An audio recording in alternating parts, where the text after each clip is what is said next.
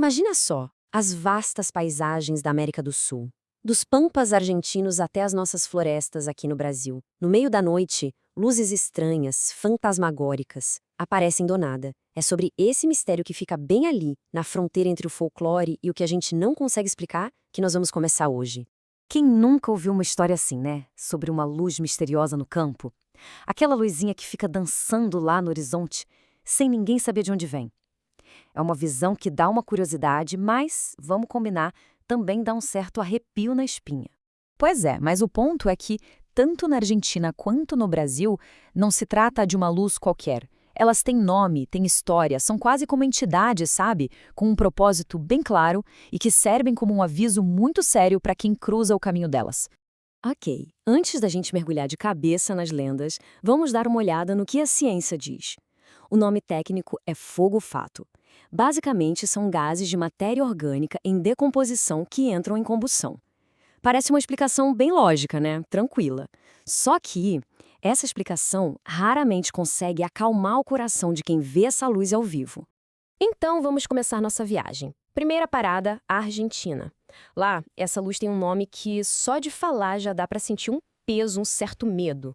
O nome é em espanhol, então a pronúncia correta é La Luz Mala.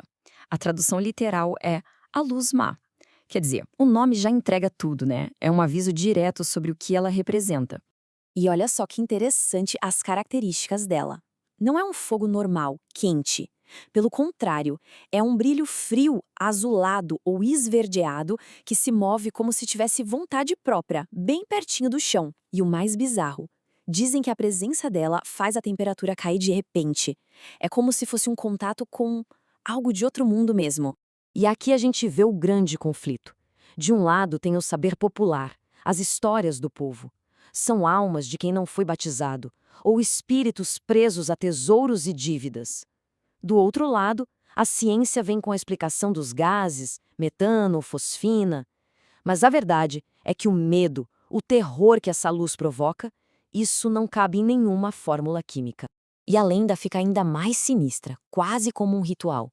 Dizem que tem dias certos para ela aparecer com mais força. Nas noites de terça e sexta-feira, a luz mala fica mais agressiva. O povo diz que ela pulsa com a energia do mandinga, do diabo. É um verdadeiro teste de coragem para quem está por perto. Agora, vamos atravessar a fronteira e vir aqui para o Brasil. Porque aqui, essa mesma ideia da luz misteriosa se transforma em algo bem diferente na aparência, mas no fundo com uma função muito parecida. Aqui no Brasil, a gente não fala em luz má, a gente fala no boitatá. O nome, que vem do tupi, já diz tudo: cobra de fogo. E não é uma alma perdida, não. É uma entidade poderosa, um verdadeiro guardião da nossa natureza. A missão do boitatá é muito clara: proteger os campos e as matas contra quem quer destruir. É curioso porque é uma chama que brilha muito, mas não queima a vegetação. Só que o aviso é bem sério: se alguém encontrar o boitatá, não deve encará-lo. O preço pode ser a visão ou até mesmo a sanidade.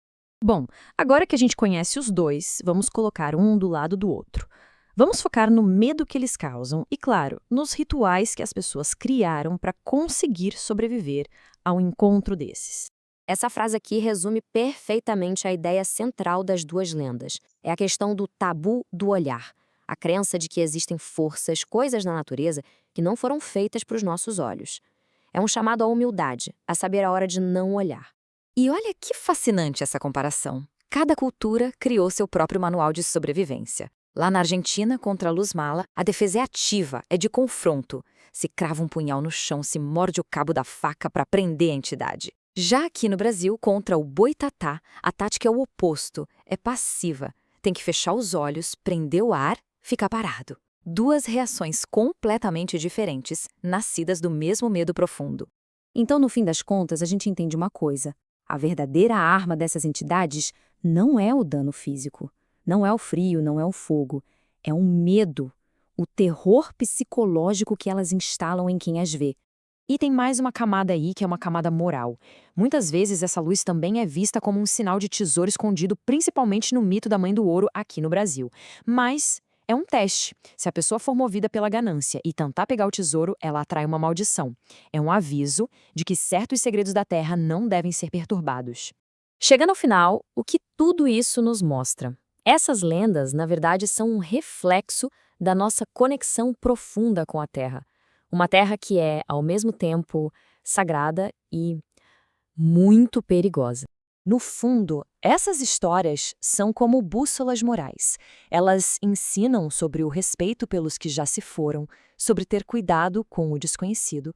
Elas nos lembram do poder da natureza e da importância de cuidar do meio ambiente. São histórias que ajudam a manter um certo equilíbrio, tanto social quanto ecológico. E o mais incrível é que hoje em dia, com luz elétrica para todo lado, com a modernidade tentando acabar com qualquer sombra, essas histórias continuam vivas.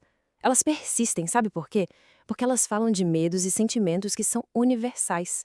E isso tudo nos leva a uma última pergunta para a gente pensar. A ciência, claro, nos dá uma explicação racional, a química do fogo-fato.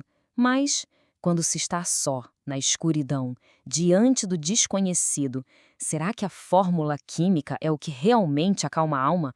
Ou será que é a lenda, com o seu mistério, que nos lembra de algo muito mais profundo? Que a Terra, de alguma forma, tem memória?